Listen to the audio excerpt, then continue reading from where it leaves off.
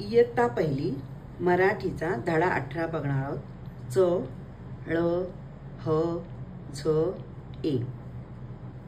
आता च चमचा, च चक्र, च चहा, ळ माळ, केळी, ह हात, ह हळद, झ झाड, झ झोपडी, झ झाकण.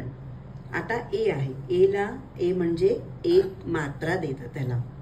एक प, प ला बघा एक मात्रा दिले पेरू. त्याच्यानंतर क, क ला एक मात्रा के, क केक. र, र ला एक मात्रा रे, घ, रेघ म्हणजे स्लिपिंग लाईन म्हणजे आडवी रेषही म्हणतात, रेघही म्हणतात. नंतर श, श ला एक मात्रा शे व, शेव जी आपण खातो ती शेव.